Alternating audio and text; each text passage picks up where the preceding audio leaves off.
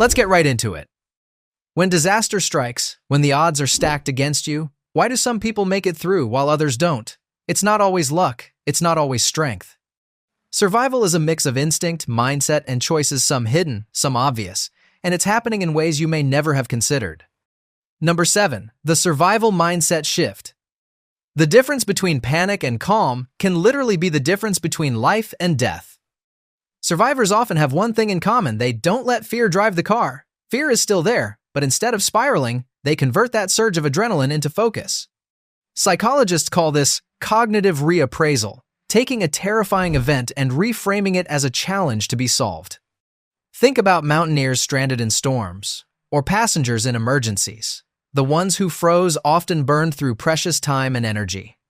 The ones who paused, even briefly, to frame the situation as a solvable problem, those were the people who acted. And here's the practical part. The same technique works in everyday stress. Reframing anxiety before a test or meeting literally steadies the mind. So, next time life throws something scary at you, stop for a second and remind yourself, this is a challenge, not the end of the story. Number 6. The role of micro-decisions in life or death scenarios. People don't just survive disasters in one big leap, they do it through dozens of tiny choices. Take the case of United Airlines Flight 232-inch 1989. When the plane lost all hydraulic power, survival wasn't about a grand heroic act. It was about the flight crew making 1,000 micro-adjustments, from choosing which runway to attempt to how to balance the engines. Their small, rapid decisions stacked up, saving more than half the people on board. Or consider wilderness rescues. Survivors often say they didn't think about making it out alive in one shot. Instead, they focused on immediate choices: which direction to walk, when to stop moving, whether to ration water or conserve warmth. Each decision became a stepping stone across uncertainty. Researchers who study disaster psychology confirm this. Survival isn't one monumental act of bravery, it's an accumulation of micro-decisions under pressure. The brain can only handle so much chaos, so shrinking the problem into smaller choices keeps it manageable. And it's not just theory. Think of the 2010 Chilean miners trapped underground for 69 days. They survived because they collectively decided over and over again to ration food, organize tasks, and maintain order. Each choice pushed the timeline of survival just a little further, until rescue finally came. This applies to everyday life, too. We often wait for big breakthroughs to fix things, when really, it's the stack of smaller, consistent decisions that create outcomes. So practice this daily. Make one deliberate micro-decision instead of letting autopilot rule. You might be surprised at how powerful it feels. Number 5. The advantage of physical conditioning. In the end, survival isn't always about strength, it's about endurance. When disaster hits, the people who survive aren't always the strongest in the gym. They're often the ones who can keep moving when everyone else collapses. Even modest conditioning matters. Studies on hypothermia show that people with a baseline level of fitness keep generating body heat longer, giving them more time before energy stores collapse. In earthquake rescues, survivors often crawl, climb, or push through rubble for hours. That's endurance, not brute strength. And even in less extreme examples, physical conditioning affects recovery. A conditioned heart and lungs recover from shock faster. A conditioned body fights infection better. So don't think of exercise as vanity or aesthetics, it's training for the unknown. Move your body a little every day and know you're preparing for battles you can't see yet. Number 4. The power of social bonds. One of the strongest survival tools isn't a knife or fire, it's another human being. Time and again, survival stories prove that connection is fuel. In POW camps, those who formed tight-knit groups fared far better than those who isolated themselves. Shipwreck survivors who banded together were more likely to pool resources, share warmth, and keep morale alive. The Donner Party and the 1,842nd split between groups that fought and groups that cooperated. History shows the ones who shared responsibility and offered each other psychological support outlasted those who fractured.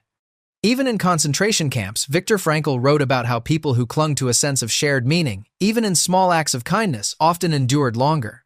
Modern psychology backs this up. Social support lowers stress hormones, improves immune function, and literally extends survival timelines.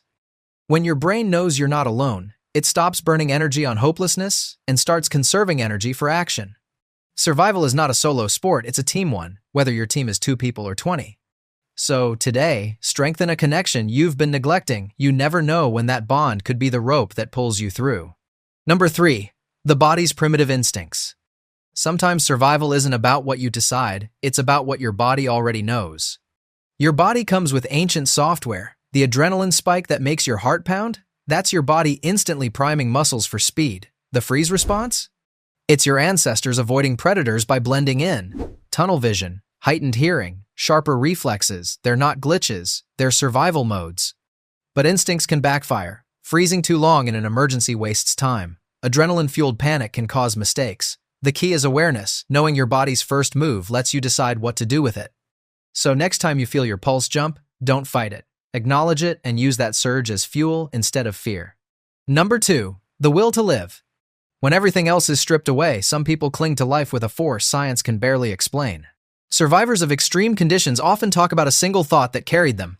In concentration camps, prisoners who had a future goal, a loved one, a purpose, a story left unfinished, often held on longer than those who lost meaning. Viktor Frankl called it a why to live, and it gave them strength that defied logic. In shipwreck stories, survivors clung to life because they believed rescue was coming, even when evidence suggested otherwise.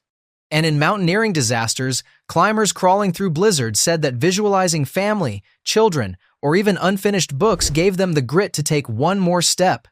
Biologically, willpower connects to survival hormones. Hope lowers stress hormones and reduces energy burn. Purpose focuses the mind so that every action feels directed, not wasted. Even when resources are scarce, the will to live keeps bodies fighting far longer than physiology alone would predict. And here's the lesson. Purpose is a survival tool. Anchoring yourself to something meaningful today could be the very thing that keeps you alive tomorrow. So ask yourself, what's your why? And once you know, hold it close like armor. Number 1, the role of luck and preparation.